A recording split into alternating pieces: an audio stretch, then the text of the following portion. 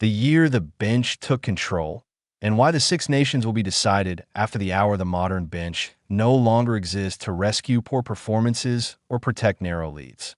It governs matches. S Elite Test Rugby enters its final act of 2025 and turns toward the Guinness Six Nations of 2026. The most decisive tactical shift has not come from attacking shape, defensive systems, or philosophical reinvention. It arrives later than that, when fatigue settles in, precision erodes, and referees stop negotiating. The championship will open under the floodlights of the Stade de France on February 5th, with France hosting Ireland in a collision heavy on history and expectation. The conversation will revolve around returning stars, attacking trends, and title narratives. None of that will decide the tournament. What matters is what happens after 60 minutes. This is the fatigue window, when lungs burn, tackle height creeps upward, entry angles drift, and officials move from persuasion to enforcement. The final quarter is no longer a romantic theater of momentum swings. It is a technical audit. One side remains credible under exhaustion. The other starts looking at the referee in disbelief. That separation is now created almost entirely by the bench. France.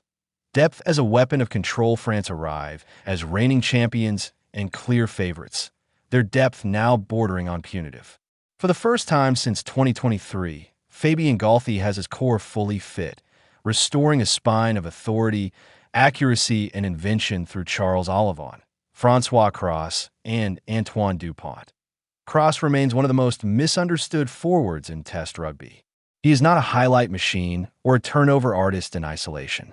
He is an enforcer of standards. His value lies in timing, arriving early without rushing, violent without illegality, resetting tempo before opponents realize it has slipped away. When Cross is absent, France slow. Recycling softens, defenses recover, and hope forms. When he is present, possession becomes suffocating. Galthy's bench selections reflect that worldview. Whether opting for a 6-2 split or the more brutal 7-1, the emphasis is compression, not chaos. Emmanuel Meafou does not chase collisions. He reduces space. He shortens the field cognitively, redistributing force until opponents multiply errors while France stay low, square, and legal. The debate between Romain Ntamac's harmony with Dupont and Mathieu Jalibert's late-game incision is almost academic. Either way, the supporting cast behind them is obscene. With 3 home fixtures, including Ireland first and England to close, France control the calendar as well as the contest. Their bench does not protect leads. It coerces opponents into submission. England. From rebuild to reload, England arrive transformed. Steve Borthwick's side is no longer rebuilding. It is reloading. The 2025 run, 11 wins from 12 and a flawless autumn, confirms something more durable than confidence. England now possess a bench designed to govern matches. Holding back Tom Curry, Sam Underhill, and Henry Pollock is a structural weapon. Curry delivers relentless defensive output. Pollock offers explosive carries and ruthless edge work that punish fatigue without distorting shape. Combined with Ben Earl's mobility and power, England's replacements increase pressure while preserving structure. Crucially, depth has extended into the control positions.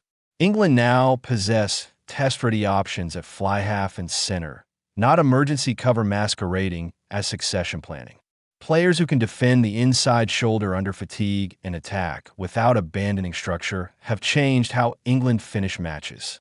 They no longer survive the final quarter. They squeeze at point 3 away fixtures will test resolve early, but home games against Wales and Ireland offer accumulation rather than desperation. England understand the truth window now. They wait for it. Then they tighten the vice that Ireland. Transition, not decline. Ireland's challenge is subtler and therefore more dangerous. Andy Farrell's side remains cohesive, technically sound, and emotionally aligned across the opening hour. But 2025 exposed structural issues beneath that polish. The much-discussed golden generation never fully arrived as a single, dominant cohort. Instead, it thinned unevenly, leaving Ireland suspended between continuity and rebuild, still shaped by systems designed for players no longer executing them at peak level. There are positives. Ryan Baird has injected athletic violence into the engine room, bringing genuine late-phase impact rather than polite presence. He looks built for the fatigue window. But one player does not stabilize a pack. The core problem is escalation. Ireland repeatedly lost breakdown margins late in games during 2025, conceding penalties without increasing gain. Nowhere was this more ruthlessly exposed than against South Africa. Once replacements entered, scrum integrity eroded, hips rose, angles shortened, and penalties followed. South Africa did not chase individuals.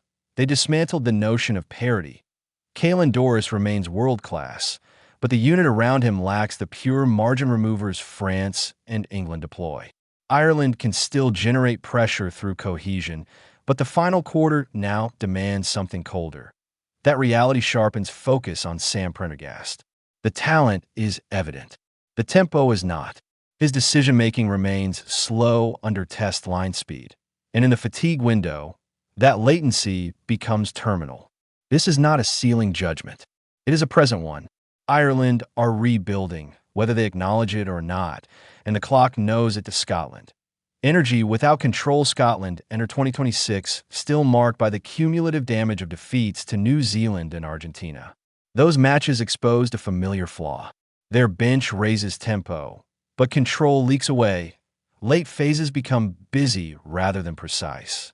Arrival angles widen, legality erodes, and referees intervene. Gregor Townsend speaks of pack depth, and there has been progress, but the pattern persists. Against elite sides, Scotland chased momentum instead of dictating terms. Moe Field can still generate chaos and emotional surge, but serious contenders compress matches. Scotland still animate them. Wales.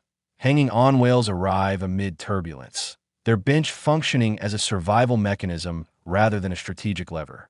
Impact players flash physical intent, but repetition remains the issue. Defensive lines cracked repeatedly under sustained pressure in 2025, replacements unable to preserve structure long enough to turn resistance into control. Once, Wales carried an aura that transcended talent. That authority no longer exists. Governance has replaced clarity, committees have replaced conviction, and rebuild has blurred into drift. Courage remains. Control does not. Italy. Quiet authority. Italy continue to evolve quietly. Depth limits sustained contention, but key starters now provide leverage. Manuel Zuliani's breakdown work is relentless and referee-friendly. Nacho Brex remains the organizer-in-chief, absorbing defensive load to protect structure. They are no longer passengers. They can spoil campaigns. The return of Sergio Paris to the coaching setup matters, not for nostalgia, but for authority. Italian rugby responds to standards set quietly, without explanation. When Paris is present, accountability sharpens that the final cut-to-arms race is over. Everyone now understands where matches are decided. One trusted finisher at minute 60 outweighs two chaos merchants at 65. France are rightful favorites, but England have turned Luke Crunch into a genuine title shootout. The benches will not influence the Six Nations. They will govern it. And those still treating replacements as emotional punctuation rather than instruments of control will spend February and March staring at referees in quiet disbelief, wondering how the game slipped away after the hour.